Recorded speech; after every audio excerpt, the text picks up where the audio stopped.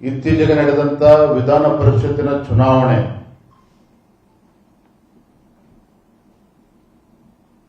ನಮ್ಮ ಇಬ್ಬರು ಅಭ್ಯರ್ಥಿಗಳು ಲಿಂಗರಾಜ್ ಪಾಟೀಲ್ ಒಬ್ಬ ಪಕ್ಷದ ಹಿರಿಯ ಕಾರ್ಯಕರ್ತ 37-38 ವರ್ಷಗಳ ಕಾಲ ಸತತವಾಗಿ ಸಂಘಟನೆಯ ವಿವಿಧ ಹುದ್ದೆಗಳನ್ನು ತೆಗೆದುಕೊಂಡು ಜವಾಬ್ದಾರಿಯನ್ನು ತೆಗೆದುಕೊಂಡು ದುಡಿದಂತ ಲಿಂಗರಾಜ್ ಪಾಟೀಲ್ ಅವರನ್ನು ಅಭ್ಯರ್ಥಿಯಾಗಿ ಮಾಡಿದ್ವಿ. ಅತ್ಯಂತ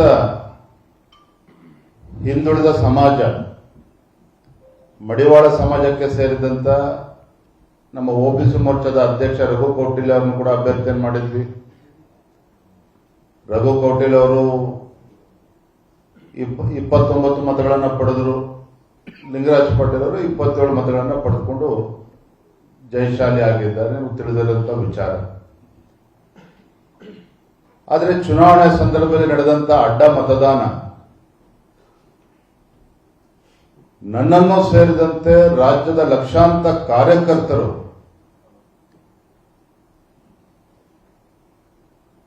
ಬಹಳ ನೋವನ್ನ ವ್ಯಕ್ತಪಡಿಸಿದ್ದಾರೆ, ಬಹಳ ನೋವನ್ನ ಅನುಭವಿಸಿದ್ದಾರೆ.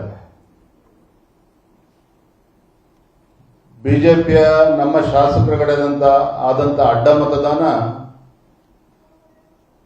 ಬೇರೆ ಬೇರೆ ಚರ್ಚೆಗಳನ್ನು ಕೂಡ ರಾಜ್ಯಾದ್ಯಂತ ಹುಟ್ಟಾಕಿರ್ತಕ್ಕಂಥದ್ದು ಕೂಡ ನಾನು ಗಮನಿಸ್ತಾ ಇದ್ದೇನೆ. ಹಾಗಾಗಿ ಅವತ್ತು ನಾನು ಚುನಾವಣೆ ಫಲಿತಾಂಶದ ಮಾರನೇ ದಿನ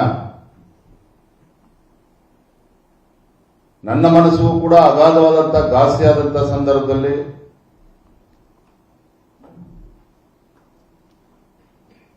ಶಾಸಕಾಂಗ ಪಕ್ಷದ ಸಭೆ ಧರ್ಮಸ್ಥಳದಲ್ಲಿ ಆಗಬೇಕು, ಶಾಸಕರು ಸನ್ನಿಧಿಯಲ್ಲಿ ಸತ್ಯಾಸತ್ಯತೆ ತಿಳಿದುಕೊಳ್ಬೇಕು ಅಂತೇಳಿ ನಾನು ಹೇಳಿದ್ದು ನಿಜ. ನಾನು ಕೂಡ ಒಬ್ಬ ಭಾವನಾತ್ಮಕ ವ್ಯಕ್ತಿ. ನನ್ನ ಮನಸ್ಸಿಗೆ ಏನು ತೋಚಿತು ಅದನ್ನು ಹೇಳಿದ್ದೇನೆ.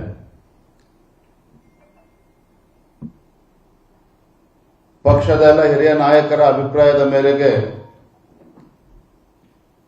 ಇಲ್ಲ ವಿಜೇಂದ್ರ ಅವರೇ, ಇದಕ್ಕೆ ನಾವು ಅಲ್ಲಿ ತನಕ ತೆಗೆದುಕೊಂಡು ಹೋಗೋದು ಬೇಡ, ವರಿಷ್ಠರ ಗಮನಕ್ಕೆ ತರೋಣ,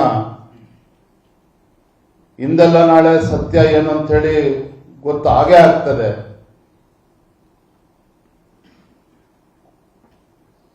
ಅಲ್ಲಿಂದ ಮುಂದುವರಿಸೋದು ಬೇಡ ಅಂತೇಳಿ ನನಗೆ ಕಿವಿ ಮಾತನ್ನು ಹೇಳಿದಂತ ಸಂದರ್ಭದಲ್ಲಿ ಅವರೆಲ್ಲರ ಮಾತಿಗೆ ಗೌರವ ಕೊಟ್ಟು, ಆದರೂ ಕೂಡ ನಾನು ಈ ಕ್ಷೇತ್ರದ ಒಬ್ಬ ಪರಮ ಭಕ್ತನಾಗಿ ನಾನು ಬಂದು ದೇವರ ದರ್ಶನವನ್ನು ಪಡೆದುಕೊಳ್ಬೇಕು, ಮಂಜುನಾಥೇಶ್ವರ ಪ್ರಾರ್ಥನೆ ಸಲ್ಲಿಸಬೇಕು ಅಂತ ನಾನು ಬಂದಿದ್ದೇನೆ.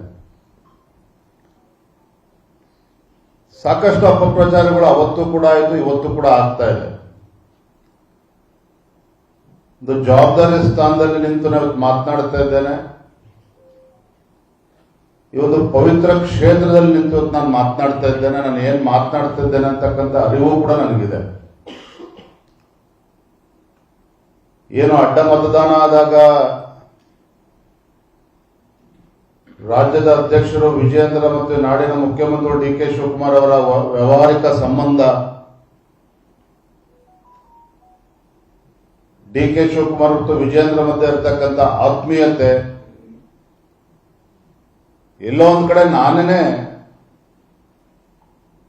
ಅಡ್ಡ ಮತದಾನಕ್ಕೆ ಅವಕಾಶನ ಮಾಡಿಕೊಟ್ಟಿದ್ದೇನೆ ಅನ್ನುವ ಆರೋಪಗಳು ಕೂಡ ಸಾಮಾಜಿಕ ಜಾಲತಾಣಗಳಲ್ಲೂ ಕೂಡ ಚರ್ಚೆ ಆಗ್ತಾ ಇದೆ, ಪತ್ರಿಕಾ ಮಾಧ್ಯಮಗಳಲ್ಲೂ ಕೂಡ ಚರ್ಚೆ ಆಗ್ತಾ ಇದೆ. ಈ ಚರ್ಚೆಗೆ ಗ್ರಾಸ ಆಗಿರ್ತಕ್ಕಂಥದ್ದು ನಮ್ಮವರೇ ಅನ್ನುವ ಅರಿವು ಕೂಡ ನನಗಿದೆ. ಆದರೆ ನಾನಿವತ್ತು ಸ್ಪಷ್ಟಪಡಿಸ್ತಾ ಇದ್ದೇನೆ, ನಮ್ಮ ಪ್ರಧಾನಮಂತ್ರಿಗಳು ನರೇಂದ್ರ ಮೋದಿಜಿಯವರು, ಅಂದಿನ ರಾಷ್ಟ್ರೀಯ ಅಧ್ಯಕ್ಷರು ಅಮಿತ್ ಶಾಜಿಯವರು ಮತ್ತು ಎಲ್ಲ ಹಿರಿಯರ ಒಂದು ಆಶೀರ್ವಾದದಿಂದ ಇಷ್ಟೆಲ್ಲ ಹಿರಿಯರ ನಡುವೆ ಇಂಥ ಜವಾಬ್ದಾರಿ ಕೊಟ್ಟಂತ ಸಂದರ್ಭದಲ್ಲಿ ರಾಜ್ಯದ ಅಧ್ಯಕ್ಷನಾಗಿ ಇಂಥ ಕೀಳು ಮಟ್ಟದ ಕೆಲಸವನ್ನು ಮಾಡತಕ್ಕಂಥ ಪ್ರಶ್ನೆ ಉದ್ಭವ ಆಗೋದಿಲ್ಲ. ವಿಜೇಂದ್ರ ಮತ್ತೆ ಡಿ ಕೆ ಶಿವಕುಮಾರ್ ಮಧ್ಯೆ ಯಾವುದೇ ರೀತಿಯ ವ್ಯವಹಾರಿಕ ಸಂಬಂಧವೂ ಕೂಡ ಇಲ್ಲ.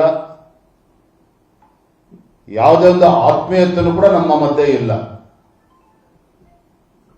ಒಬ್ಬ ಕೆಪಿಸಿಸಿ ಅಧ್ಯಕ್ಷರಾಗಿ ಏನ್ ಗೌರವ ಕೊಡಬೇಕಿತ್ತು ನಾನು ಕೊಟ್ಟಿದ್ದೇನೆ. ರಾಜ್ಯದ ಮುಖ್ಯಮಂತ್ರಿಗಳಿಗೆ ಏನ್ ಗೌರವ ಕೊಡಬೇಕು ಕೊಡಲೇಬೇಕಾಗ್ತದೆ ಒಬ್ಬ ಶಾಸಕನಾಗಿ. ಅದು ಬಿಟ್ರೆ ನಮ್ಮ ನಡುವೆ ಯಾವುದೇ ಒಂದು ಆತ್ಮೀಯತೆ ವ್ಯವಹಾರಿಕ ಸಂಬಂಧ ಇಲ್ಲ ಅನ್ನೋದನ್ನು ನಾನು ಮತ್ತೆ ಸ್ಪಷ್ಟಪಡಿಸ್ತಾ ಇದ್ದೇನೆ. ನಾನು ಭಗವಂತನಲ್ಲಿ ಪ್ರಾರ್ಥನೆ ಕೂಡ ಸಲ್ಲಿಸಿದ್ದೇನೆ. ಯಾರು ಈ ರೀತಿ ಅಪಪ್ರಚಾರವನ್ನು ಮಾಡ್ತಾ ಇದ್ದಾರೆ ಆ ಭಗವಂತ ಒಳ್ಳೇದು ಮಾಡಲಿ ಅನ್ನೋ ಪ್ರಾರ್ಥನೆ ಕೂಡ ನಾನು ಸಲ್ಲಿಸಿದ್ದೇನೆ. ನಿರ್ಭೀತ, ನಿಷ್ಪಕ್ಷಪಾತ, ವಿಶ್ವಾಸಾರ್ಹ ಸುದ್ದಿಗಳಿಗೆ ಮತ್ತೊಂದು ಹೆಸರಾಗಿರುವಂತ ನ್ಯೂಸ್18 ಕನ್ನಡ ಈಗ ಆಪ್ನಲ್ಲೂ ಲಭ್ಯವಿದೆ. ದಯವಿಟ್ಟು ಇಲ್ಲಿರುವ QR ಕೋಡ್ ಅನ್ನ ಸ್ಕ್ಯಾನ್ ಮಾಡಿಕೊಂಡು ಆಪ್ ಅನ್ನ ಡೌನ್ಲೋಡ್ ಮಾಡೋದಕ್ಕೆ ಮರಿಬೇಡಿ. ನಿಮ್ಮ ಬೆಂಬಲ ಹೀಗೆ ಸದಾ ನಮ್ಮೊಂದಿಗಿರಲಿ. ಧನ್ಯವಾದ.